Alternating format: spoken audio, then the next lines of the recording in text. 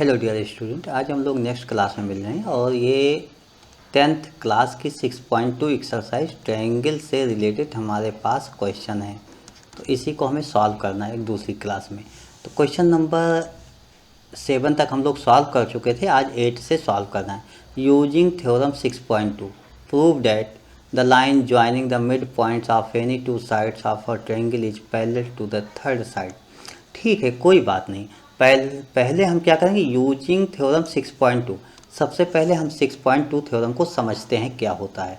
तो इसको आप समझिए, 6.2 थ्योरम क्या होती थी। इस तरीके से आपके पास ए बी सी गिवन होती थी, यहाँ पर ऐसे डी ई गिवन होती थी। तो हमें ये बताया गया है थ्योरम 6.2 में कि A D upon D B equal to A E upon E C, ये गिवन होगा। ये अगर गिवन है तो हम लोग यहाँ से ये कहते हैं D E parallel to B C होता है by converse of B P T. ये हम लोग पहले जानते हैं। तो इस क्वेश्चन में हमारे पास यही है, prove that the line joining the mid points of any two sides, मतलब कि कोई भी दो साइड्स है, जैसे ये दोनों दो साइड्स हैं, इसके मिड पॉइंट को ज्वाइन कर दिया जाए, मतलब ये मिड पॉइंट गिवन है। तो गिवन क्या है, सबसे पहले देखिए गिवन क्या है। In triangle A B C D and E are mid points.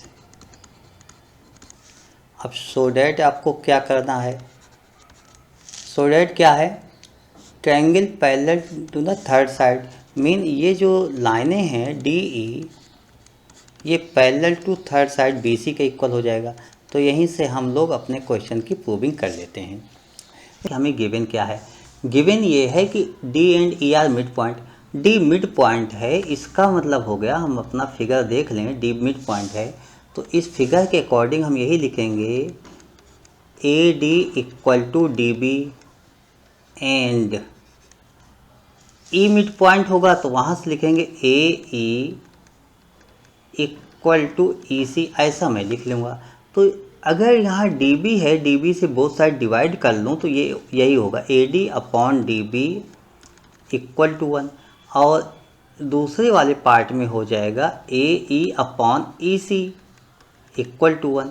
इसको मैं फर्स्ट कह दूँ, इसको सेकंड कह दूँ, तो from first and second right hand side are equal, therefore left hand side A D upon D B equal to A E upon E C हो जाएगा। और by converse of B P T, देखिए converse of B P T में आप ये जानते हो A D upon D B A E upon E C होता है, तो B E parallel to B C होता है।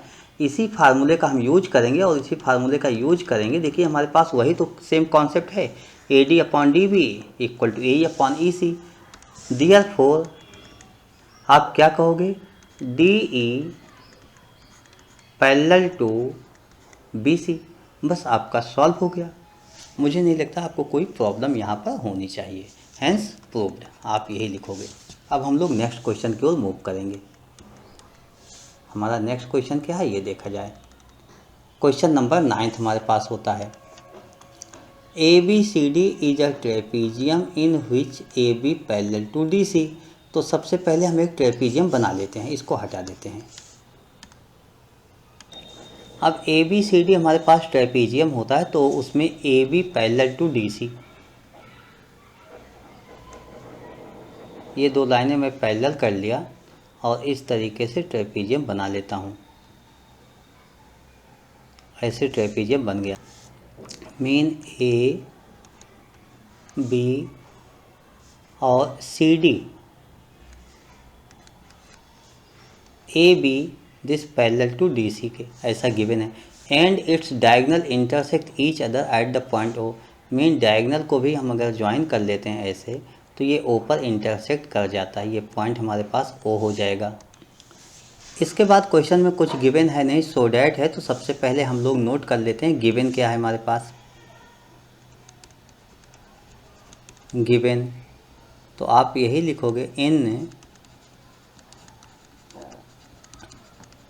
Trapezium A B C D AB parallel to DC and diagonal intersect at O। बस यही इतना नोट करना है। अब उसके बाद सो डैट आप नोट कर लो कि आपको क्या प्रूव करना है। सो डैट में मैंने ये लिख लिया AO अपॉन BO, यही जो गिवन है, CO अपॉन DO। इस तरीके से आपने पूरा क्वेश्चन नोट कर लिया। अब हमें इस क्वेश्चन को सॉल्व करना है। देखिए AO अपान BO, अगर मैं क्वेश्चन देखूं तो AO अपान BO ऐसा कुछ बोल रहा है और इधर तो CO अपान DO बोल रहा है। मीन क्या बोल रहा है अभी शायद हम लोगों की समझ के बाहर ये पूरा स्टेप है कि कैसे क्या बोल रहा है, क्या करना है हमें। तो चलिए हम इसके लिए कुछ कॉन्सेप्ट आपको बताते हैं कि कैसे क्या करना है। सबसे पहले हम लिखते हैं कॉन्स्ट्रक्शन, और कॉन्स्ट्रक्शन में जिस चैप्टर से रिलेटेड है उसी चैप्टर का प्रयोग करते हैं। लाइन पैरेलल है तो एक पैरेलल लाइन ओ से मैं बना लेता हूं, और ये इस तरीके से मैंने बना लिया। यहाँ पर नाम कोई लिख लिया E, तो मैंने ये लिखा ड्रॉ EO पैरेलल टू, अब चाहे AB के पैरेलल लिख दो या DC के लिख दो, सभी पैरेलल हैं तो कोई प्रॉब्लम ही नहीं होती। अब हम पहले एक अपना ट्रायंगल लिखेंगे जब प्रूव करेंगे। तो अब हम प्रूव करना स्टार्ट करते हैं। देखिए हमारे पास दो ट्रायंगल हो गया। पहला ट्रायंगल तुम्हारे पास ये हो गया इस तरीके से। तो हम लिखते हैं इन ट्रायंगल ADB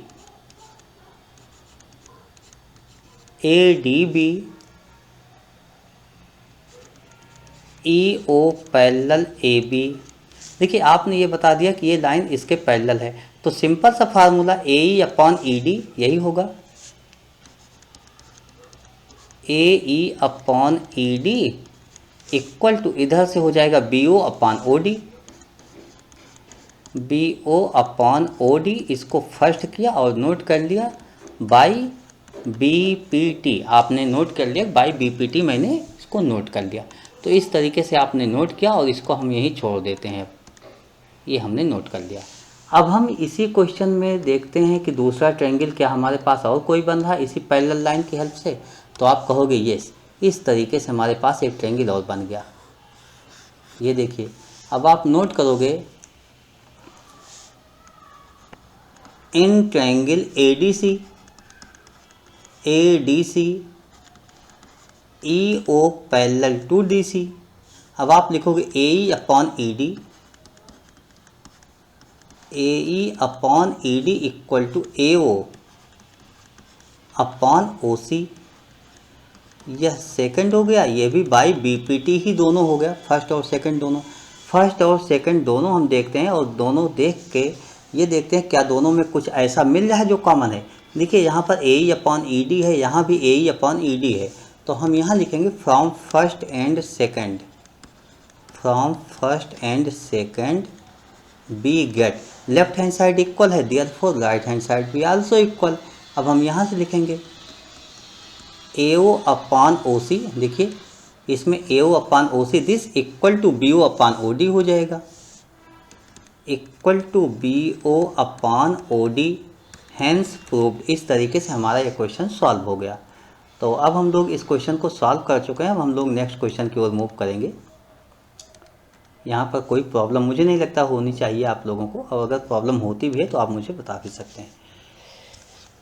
ठीक है, नेक्स्ट क्वेश्चन नंबर 10 हम लोगों के पास होता है और 10th सॉल्व कर लेते हैं। लेकिन 10th सॉल्व करने के पहले इसको हटा दिया जाता है।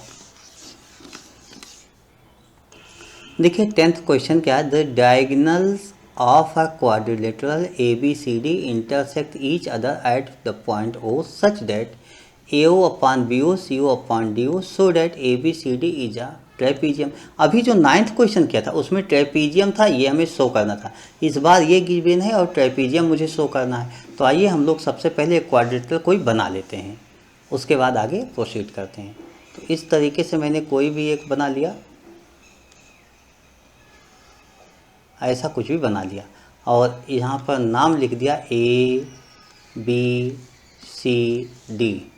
इसमें ये भी गिवन है कि इसके डायगोनल इंटरसेक्ट ऊपर करते हैं, तो इसके डायगोनल भी हम लोग बना लेते हैं ऐसे, और इसको ऊपर इंटरसेक्ट करता हुआ दिखा देते हैं। जब इस क्वेश्चन को आप लोग सॉल्व करोगे तो यहाँ पर नोट करोगे गिवन,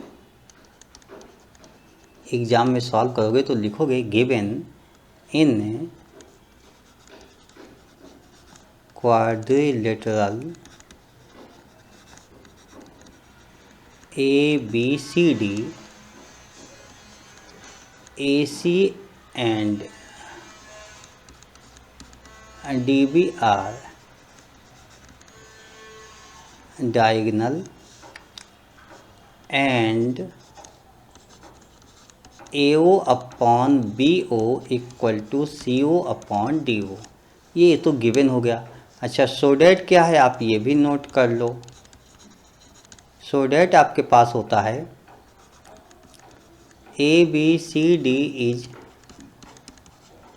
ट्रेपीजियम। इस तरीके से कर लेते हैं इसमें, तो लिखते हैं कंस्ट्रक्शन द, यहाँ से एक लाइन ऐसे बना लेते हैं, the EO parallel to AB। बस ऐसे मैंने बना लिया, EO को AB के पैरेलल ड्रा कर लिया। अब प्रूफ में सबसे पहले हम एक कोई ट्रायंगल देखते हैं, तो ट्रायंगल वही देखेंगे जहाँ हमारे पास पैरेलल लाइन होती है। पैरेलल लाइन हमारे पास यहाँ होती है, तो मैं लिखूँगा इन ट्रायंगल ADB, इसमें क्या है हमारे पास AB पैरेलल टू EO। इस तरीके से AB line parallel to EO हो गया। अब आप लिखोगे AE upon ED, AE upon ED equal to, इधर से BO अपॉन OD हो जाएगा, BO अपॉन OD, ये बाई BPT, इसको फर्स्ट लिख दो और बाई BPT आप ऐसा लिख सकते हो। तो ये मैंने नोट कर लिया। अब आप क्या देखते हो, गिवन जो था वो भी एक इक्वेशन था, तो गिवन वाले को आप फर्स्ट लिख दो, इसको सेकंड लिख लो। अब आप फर्स्ट और सेकंड इक्वेशन देखो, इसमें क्या देखते हो कि यहाँ पर BO अपान OD है और इसमें BO अपान OD नहीं है, लेकिन फर्स्ट से हम BO अपान OD बना सकते हैं। तो मैं लिखता हूँ फ्रॉम फर्स्ट। अच्छा, अगर फर्स्ट ना लिखते तो हम लिखते फ्रॉम गिवन कंडीशन। तो AO upon BO equal to CO upon DO। हमें क्या बनाना है, BO अपॉन DO, यानी BO को यहाँ ले जाना है।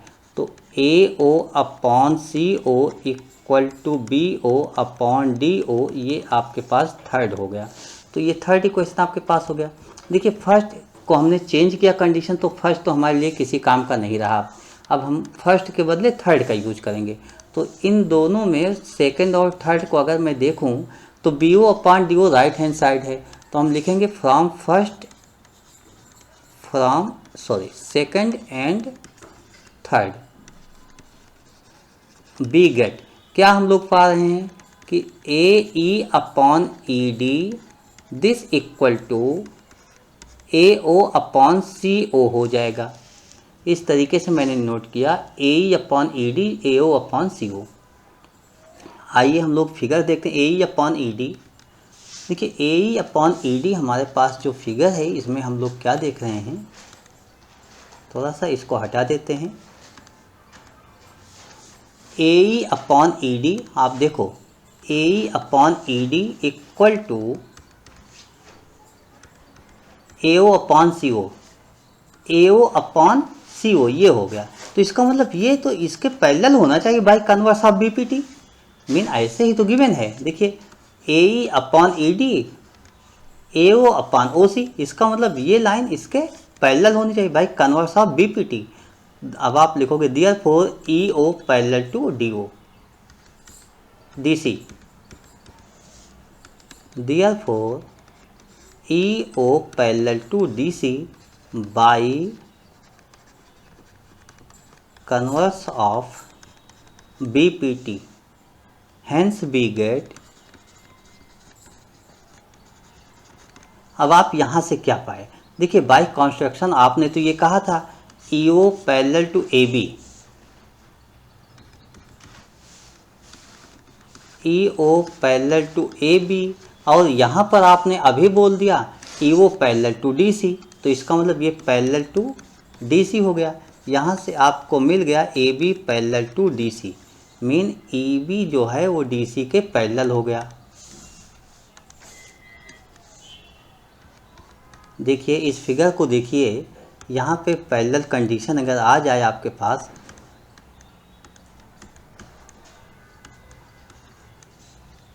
यही आपका फिगर है और इसमें आप क्या देख रहे हो, A B parallel to D C, तो अपोजिट लाइन अगर पैरेलल हो जाती है तो ट्रेपीजियम हो जाता है। Therefore A B C D be trapezium. अब आप यहाँ से नोट करोगे therefore A B C D be trapezium, यही आप नोट कर दो, यही आपका आंसर हो जाएगा।